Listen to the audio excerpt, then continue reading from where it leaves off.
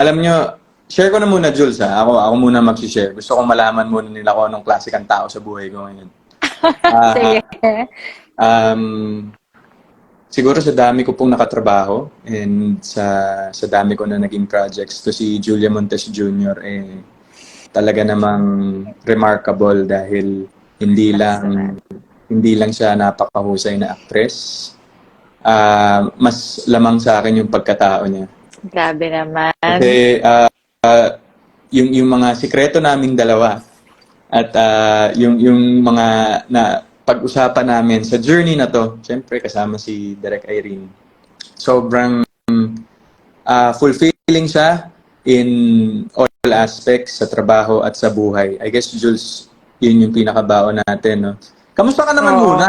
Ha? Kamusta ka Grabe. naman muna? Alam mo, first time talaga. Tandami ko ng first time sa'yo, ikaw.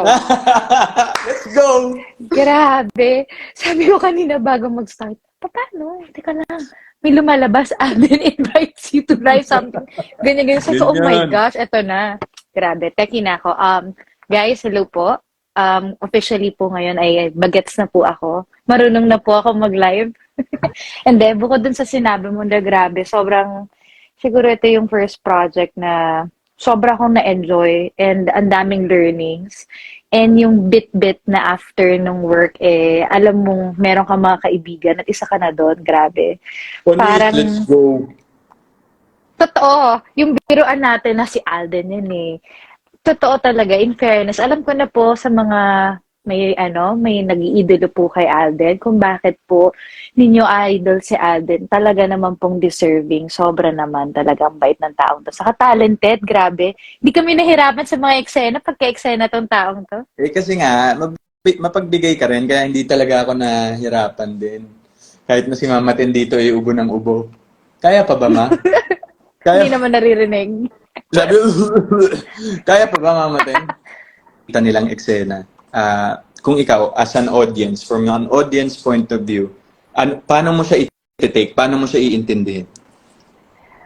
Kung paano ko iti-take as a person yung group study mo? Hindi. Galatin, no? Hindi. Joke lang. Hindi, Hindi, joke grabe lang. nga naman yung group Character study. lang. Oo, kasi group kahit ako study, nabibuisit binahilan mo Kanina ka pa. Kanina ka pa din. Pero yan, ikaw, parang as a viewer, ano yung dating sa'yo nung scene drop natin kanina? Actually, nung napanood ko, kinilabutan ako Hindi dahil sa tayong dalawa yun pero yung thought kasi na I can't imagine if you're the person mismo na nandun sa sitwasyon na parang you know your partner but you don't want to blame also kasi parang wala ka namang hawak na ebidensya pero kilala mo kasi yung partner mo So parang at the end of the day, alam mong may something. So yung group study parang ano ba, magdadahilan ka na ng mali pa? Parang gano'n. Wala na bang ibang dahilan? I mean, kasi i-real talk na rin natin, Jules. Kumbaga, sa magkarelasyon lately, I mean, you can think of all the excuses you can think of. But at the end of the day, yung pakiramdam yung gut feel mo. Parang yun yung medyo off doon. Ako, I can say, di ba minsan may sinasabi sila, ang babae daw malakas ang gut feel. Yes. Pwedeng totoo yun Pero sometimes, siguro hindi lang sa babae, kayo rin lalaki. Kasi aminin naman natin, hindi naman laging puro lalaki lang. May tendency rin naman kaming mga girls. Talagang kinamig ko na. Huwag naman puro kami lang ang masama. Kayo naman. Oo, parang ang sinabi ko lang naman doon, yung parang, pag kilala mo kasi yung partner mo, simpleng tingin pa lang yan, simpleng hinga pa lang yan, pag sumasagot, alam mo nang totoo o hindi. Kasi kilala mo na yung partner mo. So, yung eksena yun, di ko talaga, actually ako, maski nung sinushoot natin yun, hindi ako makarecover. Alam mo yan. Habang sinushoot natin yan. Actually. At pwede ba natin yun i-share sa kanila na first day of shooting po namin yun? Ginawa. Opo, yung scene drop na napanood po ninyo ay grabe. Yes. Unang araw po yun. So talagang, hindi nyo naman siguro na-feel na nagkakapaan pa kami dalawa ni Alden doon. Siguro parang ako, di ba, Jules, sabi mo sa akin nung shoot natin yun na parang it helped in a way na parang uneasy tayo sa isa't isa because parang yun yung objective ng eksena, di ba? Parang nakatulong na, nag-meet na tayo, nagka-banding na tayo bago tayo mag-shooting. Pero tas nagka-script reading na rin and workshops. Pero iba pa rin talaga yung nandun na tayo sa workplace.